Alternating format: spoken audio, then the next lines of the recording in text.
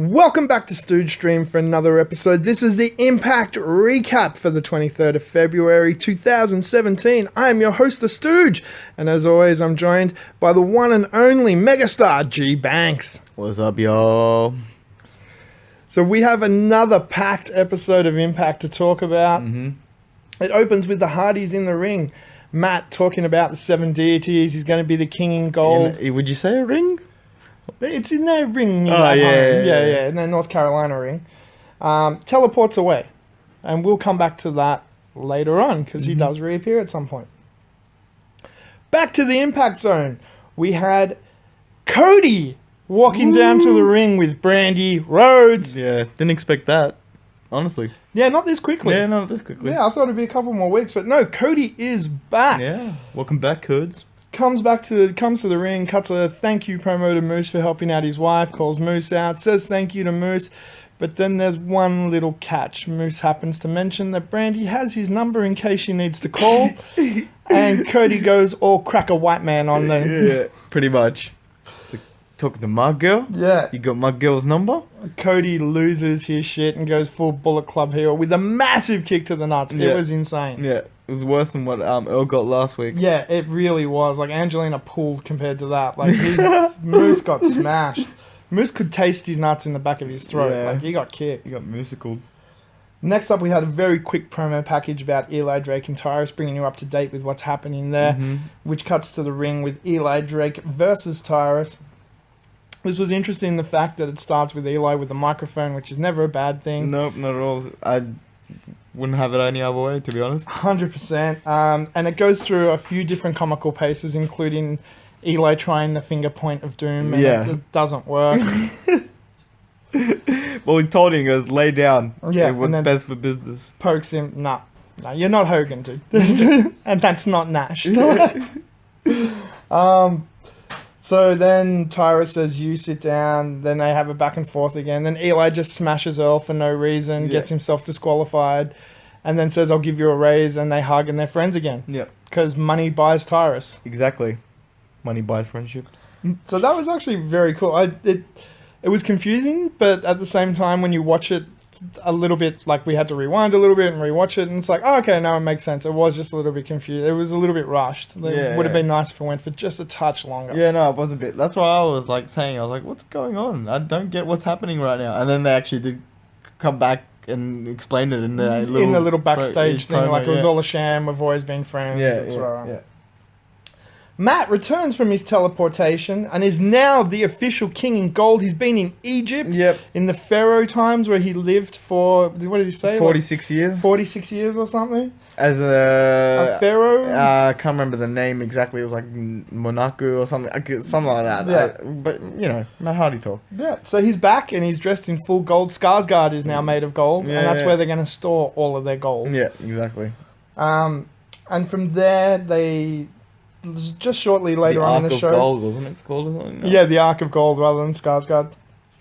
And later on in the show, they teleport away again and end up in mid-Atlantic. And we'll come back to that a little bit later on. Before that, though, we had Jade come to the ring, who we haven't seen in a number of weeks. Yeah, been a while, actually. It's great to see Jade since that hardcore match with Rosemary. So it is great to see Jade back. She's a fantastic talent. Cut a little promo about how she's not injured. I think she's been doing her own shit, like in the indies and stuff. Yeah, very possibly. Sure. Yeah, I've seen her name floating around. Yeah, somewhere. I've seen a bit of snippets and here and there on Instagram. So and she's clearly been working out because she looks even bigger than before. Bigger. I'll leave the rest to your imagination because that looks bigger too. Yeah. Comes out, cuts a really good promo about how she wants her title back. Rosemary comes out and does her thing, and Rosemary is fantastic on the microphone. She's ridiculous. A brilliant actress. Does a great job of selling the like, ha ha ha, I'm crazy, and all of that. But they have a good little back and forth in the ring that leads to... Like, I'm more convinced that Rosemary is like that in normal life than she, than that she isn't. Like, I feel like that's what she does in a normal day. Yeah, that's probably like, that's how convinced she is. Yeah, she sold me. Like, that's you. I get it. Yeah. We're just filming you. Yeah. And this is going to lead to a last knockout standing match between Jade and Rosemary. That is going to be spectacular. I think that's coming up possibly next week. So I think they said next week or something like that. I can't remember exactly. Whenever it is, it's going to be amazing. I hope it's next week. And in a segment that at first was kind of cutesy, then got really annoying, then came back to being funny, and then sold us, it's Braxton and his wedding Braxton and to Lural Maness. I don't know how they did this because I hated this for a couple of weeks. You heard us talking about it. We hated this shit. But Mike Bennett getting drunk, holding a bat, just brought it back. Yeah, no, that's what I was about to say. I'm pretty sure the whole bachelor party night actually won me over. That whole little segment there. Actually, because it wasn't lame anymore. It was actually funny. Was hilarious. Yeah. So let's cover a couple of the backstage segments, not the actual wedding itself, which is the main event. We'll talk about that later on. But first we see Maria and her Mean Girls pack getting ready and picking on Allie and that whole thing. That's a thread that goes through the whole show. And another thread that we see throughout the whole show is Braxton backstage worried about it, not wanting to do it and so forth. Miracle being smashed as with 2 bottles of champagne, telling me, it's going to be great, buddy, you're going to hate it. That was fantastic. I think they worked together really well, actually. So they had 3 or 4 backstage sort of segments building up to the main event being the wedding that we'll get to when we get to the main event. But the backstage segments this week didn't piss me off. I kind of liked them. They were kind of good. They weren't too long. They got to the point. Everyone played their part well. Sienna was pissed off the whole time because she had to wear a dress and didn't put it on until the last minute. Like, if you notice in the first 2 backstage, so she's just in her street clothes. She doesn't put it on until the last minute. And then she's all uncomfortable in it and stuff. And everyone played their part really well. Mike Bennett played the part of, the drunk best friend. Yeah, the drunk best man. That nobody likes. No one likes in the family. Yeah, it was, the backstage segments were really good. And we'll get to the wedding itself at the end.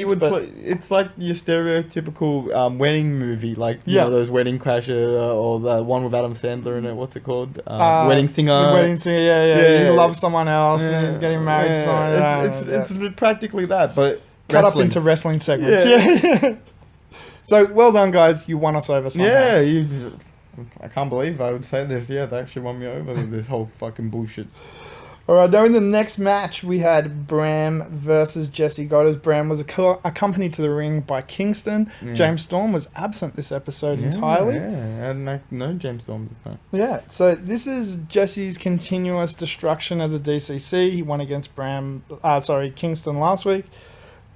Really good match against Bram this week. There was some great hard hits. There was some great fluid movement. They moved more like almost X Division rather than... Yeah, well, I was about to say, Jesse Godderz has really amped it up. Like, we know Bram, whatever. And blah, blah, blah. We've talked about him. But no, Jesse Godderz has really amped it up. Like, his wrestling style, everything. Yeah. Like, as you said, he's kind of veering to that X Division style, but still, because of his size, he's still wrestling like a heavyweight, you know what I mean? It's an interesting mix, and the dynamic they had was really good. Even though the match itself was short, I thought they put Jesse over really well with him handling... I was about to say, if they want to put Jesse over, they're doing a good job. They're doing a fantastic job. With him being able to handle both Kingston and Bram at the same time, and even with the shenanigans... They're practically saying, like, one man can take on your whole crew. Yeah. So I'm looking forward to the inevitable conclusion of this, obviously being Jesse versus either James Storm or Jesse versus James Storm, then Jesse versus the entire DCC in a handicap match. That would be really cool, actually. I'd like to see him dismantle the DCC single-handedly in a handicap match. Yeah, well, that will kill them, hopefully. Yeah, because they're trying to kill the angle. Like, you can see the wrestlers are trying to kill the angle, because there's no other reason for Kingston to overact that much. Again, like the idea of DCC, it just didn't go the right way, I guess. I like the idea. I love the talent. Like, James Storm, Bram are 2 of my favourite talents on the Impact roster. I don't know enough about Kingston, but I don't like his overacting, but his ring style's fine. Like, he can wrestle really well. So there's definitely potential there if they, as a commenter on Reddit said to us, there's a lot of potential with the DCC if they repackage it and maybe change it up. So you and me were talking prior to the show, and we were saying things like, what if they dropped Kingston and put Davey Richards and Angelina Love? and form their own version of like a Bullet Club. Yeah, like, it doesn't have to be, and like, before you say, oh, that's just copying, and why would they want to do that? It's like, everything in wrestling has been copied before. It's just its own variation. Every fraction in wrestling is copying the NWO. Yeah. There's no question about it. Like, that's the archetype that they're... And there was fractions before that, but that's the archetype that they're copying. Yeah, no, some, like, they don't have to be called the Bullet Club, and they don't have to do, like, stupid hand signals and stuff, but, make their own fraction. Yeah, like, make their own actually, thing. I was thinking maybe do something what Eli's doing in NXT. Sanity in NXT, their own little thing. Yeah. That would be very cool. I could kind of see that. Like, that would work. Next up, we had the Hardys reappearing after their teleportation via Vanguard 1 in Mid-Atlantic Wrestling, where they're backstage and their faces are trying to help them against the heels to get their match and so forth, and like the faces saying this is our way out of this shithole, like let them help us. So somehow the Hardys are good guys for stealing their tag team titles. I don't know. Yeah. But it was actually really good segment. I liked the image of Matt and Jeff standing off against their tag team champions, which I've forgotten the names of, I apologize, in the middle of the locker room with all that chaos going on around them, and they're just calm in the center of it, and they're like, fine, you've got your match. It's like, wonderful! Jeff was actually into it this week a lot. Jeff has thrown himself into this gimmick. I feel like they're from North Carolina, and that was in Midwest. Delaware. Yeah. Okay, don't worry. I was about to say maybe he started off there, that's why he... No, they started off in Omega and a whole lot of backstage stuff. That's what I was about to say, yeah. So, but, yeah, I really liked the dynamic of like that calm in the middle of the storm. Like there's literally chaos all around them except for these four people standing calmly in the middle of it. I really like that segment too. It was just like an all-out brawl. Yeah. So who's that dude with the black flag shirt? Can anyone tell us about that dude? If anyone knows, like, and he's wearing a black flag shirt, so he's into Henry Rollins. So I'm already liking the dude. Yeah, so. No, he was actually like, I don't know why they were limelighting him, because maybe he was probably the best actor out of all the wrestlers there. But like, he was good. Yeah, he was good. He must be one of their friends or some description. They know him in some description. Yeah, no, because I don't know. He just played the. I would say the little boy looking for hope, kind of, like, come and help us, man. We need to get out of here. Yeah. So if anyone knows about him, let us know. Yeah, comment below, please. So, of course, they have a match with their tag team champions.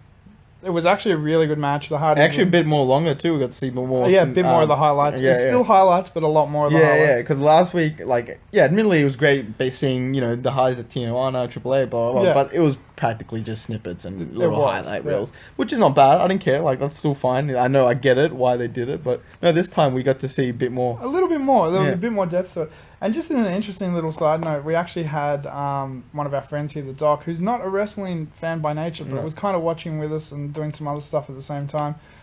And he kind of started watching this segment, and he's like, looking at the crowd doing the delete, and he's like, what are they doing? I'm like, delete, don't worry, dude, it's going straight. If it goes up at Zig Heil, if it's straight, it's delete, we're cool. And he's like, he goes, is that their salute? And I was like, yeah, unfortunately. I had to jump onto that shit because I knew where he was going with it, because he's a smart ass.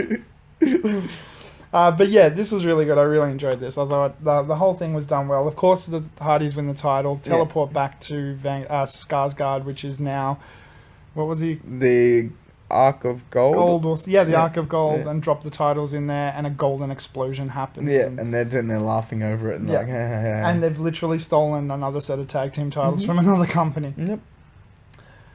Allie runs into Braxton backstage. This is just a single line note that I put in there, because that was one of the little segments. It's kind of bringing it all to a head towards a wedding segment. Just a little, like, looks that she gave him and stuff. It's quite cute. And unkayfabe, if you don't want to know the behind-the-scenes stuff, skip 10 seconds ahead. Allie and Braxton are married in real life, so it's actually quite cute watching them interact and stuff and trying to pretend that they're not. Like, I enjoyed that. I don't care. I know you don't. Josh Barnett has a backstage promo talking about how he's going to deal with Lashley. He's an MMA fighter, so on and so on. This leads to the match where we had Bad Bones already in the ring. Now, I know Bad Bones. I'm really loving that guy. Oh yeah, love his look, love his wrestling. Admittedly, I thought it was just another no-name jobber. No, he had a song, he had a name. So all I know is that apparently he's a professional with a long career from Germany that's wrestled around the world. So I want to know more about that. And again, if anyone knows more about him, please let us know. Comments below, please. Because we don't know anything about other wrestling, unfortunately. I wish I did. It's just too much effort. There's a lot to watch already. Yeah. So Lashley comes to ringside to watch the match because it's going to be Bad Bones versus Josh Barnett in his first professional wrestling match. Mm-hmm. There was some big, powerful knees and hits, and they obviously found someone that could take a hit to put him in the ring with him. Look, I'm going to say it. I don't care if anyone else doesn't say it. But yeah, you gotta watch out when you put in someone that's green against a professional wrestler. Yeah, dude, Josh, buddy, you were literally kneeing him for real. Yeah, and the way he was holding him and throwing him around, it was he was... It was for reals. Yeah, it was for real. Like a UFC fighter would throw someone else, grabbing him by the stomach instead of grabbing him by the neck. Pretend, he was grabbing by the stomach and throwing him around, jolting his body. It's like, oh, dude, stop. You don't have to do that. Don't do that. He has to work tomorrow. Yeah. It's for real. It's like that huge power bomb. Yeah, no, that was... No, I thought I saw a man die on TV. I'm not going to lie. Yeah, it was ridiculous. You're like, dude, there was no safety in that whatsoever. Yeah, that was... he literally just picked him up and threw him on his head. Yeah, and you're like... And I'm not MMA, dude. It's not MMA. Calm down. And I'm not over-exaggerating. No, watch it. He just got dropped on his head and shoulder. Yeah. It's bad. But props for Bad Bones. Got up and still finished the match. Yeah, good on you, Bad. If anything, I'm backing Bad Bones. Yeah, definitely. Props, dude. He took some massive bumps in this. Massive hit. They don't look like massive bumps because it's close quarter knees, but he's not pulling them. The dude's actually kneeing a guy and he doesn't know how to pull. So... of course, Josh Barnett's going to take the win because they're building up to him versus Lashley. Bad Bones did a fantastic job, tapped out to an armbar. And again, it was a for reals armbar. Yeah. You can tell the difference, excuse me, I've got a bit of a scratchy throat this week. You can tell the difference between a pro wrestling armbar and a real armbar by the amount of pressure they lock on. And you could see it. The dude just had him in an armbar. And I'm like... After you've dropped him on his head... Dude! Look... No disrespect to Josh Barnett nor the UFC. It's a high intense sport. It's physical. We get it. MMA is insane. Yeah, we get it. But look, if you're gonna come into pro wrestling, look, fucking pull your fucking punches a little bit. Yeah. I know it's hard, but look, your buddy's Bobby Lashley. Learn a thing or two. You know what I mean? I think him and Lashley are gonna have not a shoot fight, obviously, but a half shoot, half fight next week. So that. It would make sense if they do that. When he comes in, he's not a wrestler, he's an MMA fighter. You can see that. He can't wrestle. He can MMA fight. Yeah. So him and Lashley have a half shoot MMA and actually punch each other a few times. It might be interesting. We'll see that. I don't mind. Because, I get it. There's got to be a payoff, though. If he just beat up Bad Bones for no reason, I'll be pissed. Yeah, I'll be very pissed. Bad Bones' death that cannot go, unavenged. Yeah, unavenged. So next up... Peace, Bad Bones. Next up, back to professional wrestling. We had DJZ versus Trevor Lee for the X Division title. DJZ is still selling the broken ankle that Shane Helms and Trevor Lee gave him, which forced Andrew Everett to leave the Helms dynasty because he was disgusted by the act and so on. So Trevor Lee, wow. We've been impressed with him since he first debuted. There's no questions about that. And just, wow, this guy is amazing. The troll knows how to roll, man. Oh, yeah. He's a fucking good wrestler. The Carolina caveman for sure, man. Carolina caveman? No, sorry. No, that was better. I like that. Sorry. Do it that way. No. And DJZ is a spectacle to watch. The guy is amazing. He went from being somebody that, was unsafe to the safest worker in the world ever. Ever. He is, but still the most spectacular worker. So to give you an example, again, we had our friend here with us, and we showed him one of the moves that DJZ did, which was off the middle rope reverse Hurricane Rana to Trevor Lee, who flips himself and lands on his head and stuff. And it looks spectacular. And even the doc stops and he's like, wow, that's cool. I was like, it is, isn't it? Yeah, and he was actually doing something at the time too, and he actually looked up and was like, whoa. Okay. Yeah. How'd they do that? Yeah. That was the best video where he's like, how'd they do that? Yeah. We had to rewind it and show him how they did it. He's like, oh, so they're actually really safe. I'm like, yeah, dude. They look after each other. So this, of course, leads to Trevor Lee getting the win with a roll-up pin, holding DJZ's tights because he kept attacking the ankle, and DJZ had to sell the ankle more and more. Hara Helms actually held him back too. At one point, when because DJZ got him down, he was about to do the DDZ, and then Hara Helms held his ankle, and then tripped into him and got the roll-up pin. So it wasn't a clean win for Trevor Lee, no. Holding the tights and so forth, which is going to lead to more happening. They go to attack DJZ again. They get the chairs out. They wrap it around his ankle. Hara Helms and Trevor Lee they're about to snap it again. Yeah. And out comes Andrew Everett. The Skywalker. Dude, this is how you get someone over in 2 segments. In the last segment, you get them to acknowledge they're a jobber and go, man, for the past year, I've been taking bullets for you. I've been doing the jobs for you. So he admitted he's a jobber to save, Trevor Lee's title to help Trevor Lee. The whole dynasty, if you would say. Yeah. And then in this episode, you get him to come in and take out the dynasty with a spike Hurricane Runner. Yeah, that was insane. That was awesome. Pope lost his mind. Yeah, he spiked the shit out of Trevor Lee. I saw a brain particle actually flying into the camera. Yeah. But even better still was the shooting star press. Oh, that was amazing. Andrew Everett does, if not the best shooting star press in the business. It has to be in the top 3. I couldn't even name the other 2. Well, look, I've seen a lot of shooting star presses in my life, whether it be wrestling or indie shows and stuff like that. I gotta say, that's one of the most clean-cut fucking shooting star presses I've ever seen, man. Like, it's ridiculous. He has all the time in the world up there. Yeah. Like, you just see him just slowly, I'll just move around. And it looks like he's not going for a big jump, too. Yeah. Like, the way he was standing, it was like, okay, why is he going so low? Like, is he trying to do, a quick swanton or something? He doesn't, go up. He just goes out. Yeah. And then... just leaps out of nowhere. It's like, this kid could have played basketball. No, I'm joking. Amazing. And he got over so hard. The crowd popped ridiculously. It was actually one of the biggest pops of the night, besides the main event, which I can't believe got a pop over. Dude, I can't believe that. We'll talk about that in a second. But I'm so proud of Andrew Everett getting himself over in such a short period of time. And he's going to have the X Division title in a couple of weeks, and I'm looking forward to that. Easy. Seeing him versus DJZ is going to be some great match in the future as well. And him and Trevor Lee, can't wait. Yeah. Well, clearly, because he's going to take the title from him. I'm just saying, I can't wait. And that leads to our main event. Now, this was a shocking segment in the fact of how over it was. This is the wedding of Braxton and Laurel Van Ness. And when you're shooting when Impact's shooting at Universal, they've got the front rows are your hardcore wrestling fans, and then the rest are just people that have kind of got roped into being there. Everyone was losing their shit for this. Yeah, the entire Impact Zone was going fucking insane. I don't know why. I don't get it. We were going kind of insane. Yeah, because it was like the fever was drawing us in. People were losing their shit. We're all right. So a couple of highlights from the wedding.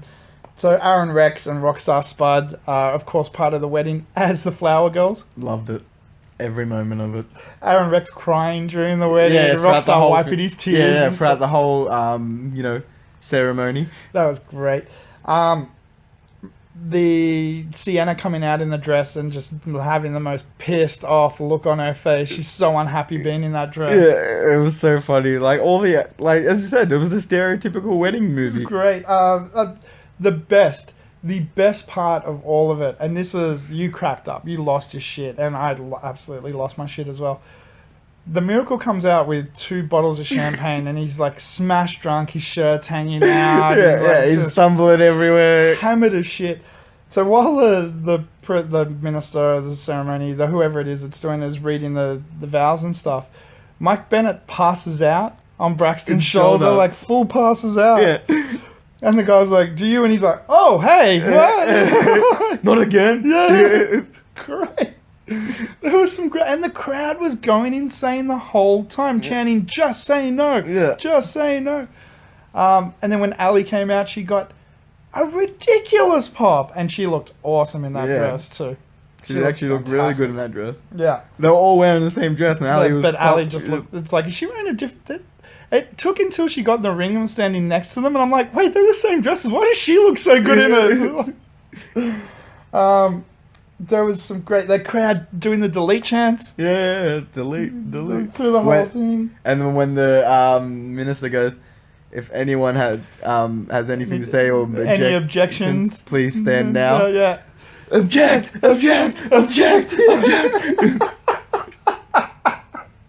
That was hilarious. The parties would have been proud. Yeah, it was really good. The crowd was so into it. That's what sold it, I think. It's just how much the crowd was into it. If the crowd was just like boo or like, you know, not even making noise and stuff, I think that angle would have gone down to trash. Yeah, it was brilliant. And well done, TNA crowd, for the first time. And I think also the delivery was really good. Braxton delivering the no, like letting the crowd say it for him a couple of times before he said, and then delivering that great speech. Like it was something straight out of Mean Girls. But no, that's what I'm saying, dude. It was literally, go watch any fucking wedding movies that is out there. Not the love ones, the ones as Wedding Crasher, Wedding Singer, the parody ones. Or a movie with teenage bitches and one good chick. Yeah, like that. That's literally it. But wrestling. She's All That. Yeah, She's All That. Yeah. Cinderella story. And if you want to go way, way, way back, you know what influences this whole subcategory of films? What? Taming of the Shrew by Shakespeare. Bam! Taught, bitches! Yeah, Rick's into Shakespeare stuff. Don't worry about that, guys. They did a remake of it with Heath Ledger and, what's his name? The guy from... they was in Looper and all of that. The really good actor. I don't know, my brain's frozen. But... I know you're talking about... the young dude. Yeah, the one that was... That played Robin in Dark Knight. Yeah. So him and Heath Ledger did a remake of Taming of the Shrew. So anyway, so this was really good. Really enjoyed this. Thought it was great. The lines that Braxton delivered were fantastic. It's a wrestling wedding. It's going to break down to shenanigans. Yeah. So, surprised no cake in the face. Yeah! I never realised until then there was no cake. There's usually cake in the face. Yeah, cake in the face. People eating cake. Yeah. Laurel sold her part great of like having a mental breakdown when he said no, and Allie and him are in love, and Allie jumps Maria. Does it like pretty decent tackle for someone in a dress, like, because the dress you could see her fumbling around with it, could barely move, and she still tackled Maria pretty well. Yeah. Brooke comes out and helps Allie, and they jumps on Sienna, and Robbie E comes out and jumps a Miracle. I'm like, why? But I don't care. And his wife beater. Yeah, he's in his jersey uniform, jeans and a wife beater. It's literally, they've called him from Jersey going, "Oi, we need you to come to this wedding." Come on, I got this. Yeah, no, like, seriously, that should be on the Jersey flag, a wife beater, a pair of jeans and an ass crack. Yeah. So it was really good. I really enjoyed it. And then the timing of this segment was really good. So Allie and Braxton are both getting up at the exact same time and turn around and see each other at the same time. And they have the Disney moment where they walk up together. And he swoops her down and kisses her. The crowd's chanting, "Kiss her, kiss her," which was quite cute. Yeah. But I think what sold that the most was them laughing because they're actually married in real life. Yeah. Just like, this is so dumb. Yeah. That was actually pretty funny. They're having a great time with it as well. And so after all of our hate for like 2 months, they liked it, hated it, ended up liking the segment. They ended up working. The end result paid it off. Yeah, paid off, I guess. Like, shit. Yeah, shit. Like, I hate to admit it, I was day one hater, man. Like, and at the end of it, I love it. Dude, Aron Rex has sold me, and I hated that because I thought that was offensive as shit, and he's sold me on it now. I'm like, shit. I can't even get up on my high horse. They're doing their job right if they sell you. Yeah. That's the thing. Him and Rockstar Spud did a great job. No, well, that's what I'm saying. Like, if they do it, like, if you eventually like it, and you're not, like, forced upon it, but, like, Roman Reigns. And you start by hating it, and then by the end you're like, actually, this is pretty funny. Yeah, I get why this is funny. I get why they're doing it. So, yeah, they're doing the right thing. So, all in all, I really liked this episode. I thought, like, the continuation of the Hardy story, the ending of the Allie Braxton stuff, because it's over now. Like, we've had the wedding. There might be a match between Braxton and Miracle, but that's fine. Yeah, whatever. Jesse getting another one up on DCC. There was some great little story angles all played out through this. This was literally, this event was literally, this show was all about, like, settling scores or, continuing storylines and stuff, but... Like the Tyrus, Eli Drake sending us for a swerve and being like, no, we've always been friends. Why would we? And then, the whole Josh Barnett and, Bobby Lashley. Yeah. There was just, it's a through episode, but it, like, fixed a lot of stuff, addressed a lot of stuff, and got us on the right course. I just love Pope all night giving shit to Josh Matthews, telling him that he's not going to get a job next week, or the new owners are coming in. They're going to fire you. Or practically saying they don't want you and stuff. Okay, so that was actually playing up to something in real life. There was an article saying that Josh Matthews was worried because he was a Dixie Carter guy. Oh, really? And now Jeff's back. It's like all the... Jeff's not going to fire Josh Matthews because he's fantastic. Yeah. And apparently he's pretty easy to work with and get along with. So, and he's fantastic. Yeah. So I think Pope was taking a real life dig at him for that article. Yeah. Okay, I didn't know that actually because I thought I was like, is just Pope just being a dick, or is he like just playing the storyline? I think he's just having a dig at him, because Pope is a Jeff Jarrett guy. Yeah, you can tell. Pope likes it old school. Yeah, I'm really liking the direction that they're taking with everything at the moment. So well done to Jeff, Scott D'Amore. Dutch Mantel. Like, they've really put Impact back on track in a really short period of time. Yeah, really good. Can't wait to see next week when we've got Rosemary and Jade back in the ring. We've got Lashley and Josh Barnett. Those matches are always going to be great. It's going to be fantastic. Those ladies have proved it twice now. Yeah. So I'm very looking forward to that. Yeah, it's I don't care that Jade's lost twice. She's still believable as somebody that can win that title. Oh, dude, like the fact that Jade has lost twice, I want to see a third match. Yeah, because Jade shouldn't lose twice. You know what I mean? Normally you're like, well, she's lost twice, let's move on. And I'm like, no, let's wait here. Excuse you. Yeah, we're here. You can just go away for a bit. We'll come back to you. The continuation, Lashley versus Josh Barnett. Like, that's basically going to be an MMA match. That might be interesting. Yeah. Andrew Everett obviously is going to jump Trevor Lee at some point or get in the match with him. Can't wait to see what happens push for there. Trevor. Andrew Everett's coming. Yeah. With DJ Zini's corner probably, which will be fantastic. There's just some cool stuff going on. And you know what? The Hardys. And you know what we haven't seen today, and that's still going on, and that's probably a big story, the whole Eddie Edwards and Davey Richards thing. That's coming back. Yeah, there's going to be more on there was nothing about the... Because he got jumped so bad. Like, he's not here. No, I'm just saying, like, Like, they didn't even come out and be like, yeah, we're the top guys now. Like, No, we're going to see more of that, I'm sure. And like, so there's a lot of shit happening in TNA. Like, there is. Last year, you had 2 free storylines to hold on to, mainly the fucking Matt Hardy stuff. Yeah. But now, there's, we've got a lot. And the Matt Hardy, speaking of the Matt Hardy and Jeff Hardy stuff. They're not the limelight anymore. They're not. But even watching the evolution of Jeff Hardy throughout this story arc of very clearly at first, he was like, this is dumb. In real life. You could just see him go, this is fucking retarded. Like, I'm not doing this. And then bit by bit going, wait, there's money? I'm doing this. But now I think he's got it. And he's just thrown himself, like, you can see over the past sort of 2 months, him with putting the contacts in and changing his look and all the rest of it and becoming Brother Nero. Yeah.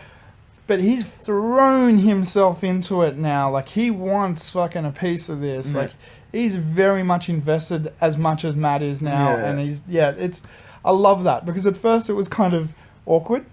You're like, Matt's so into this and Jeff's so not. I get what you mean. Yeah, now that they're both into, and if anything, Jeff now is more into it. Matt's almost like pulling back a bit, going, hey, calm down, buddy. Calm down. I'm the one that's doing this. Yeah, listen, I'm telling you this is a bit much. No, this is great. I'm really enjoying it. Can't wait to see what happens next. I did hear, though, that the Hardys contracts are coming up, and TNA haven't actually negotiated yet about a complete renewal. Yeah, I've heard the same thing, but in saying that, I can't see Matt and Jeff going to WWE for one reason: creative control. They would have zero. They wouldn't be able to do all this stuff, like go to other companies and still get paid by TNA to go work elsewhere to get paid by them to work there. So they're double dipping paychecks. That's never going to happen with WWE. And I think at this point, Matt Hardy is more interested in creative control than anything else. I'm guessing we are going to see them back in WWE before the end of their careers, definitely, and probably within the next year or two. But I think this is going to play out first. I think we're going to see at least another few months of the whole broken Matt Hardy thing, and then we might see the Hardys go back to WWE as the Hardy Boys, not as broken Matt Hardy and Jeff. Like, because that started in TNA. But even if they took that to WWE, I just don't think it would work under those circumstances because they don't have the mechanisms to let them actually do weird out there storylines, film things differently because they're just so narrow in the way they work. No. So the Hardys would go and be like, hey, we want to go to this Mexican promotion and take their titles as part of the story. And they'd be like, no, you can't go to Mexico and go work at another country. Are you fucking stupid? No. We'll just say you did that. And they're like, no, but we want to actually do it. And they're like, no. It's just not. And they can't have these matches with people like the Young Bucks and stuff. So I'm sure this will end and they'll become normal again before they go and pick up their Legends contracts. But that brings us to the end of another episode of the Impact Recap. We hope you enjoyed. Thank you so much for listening.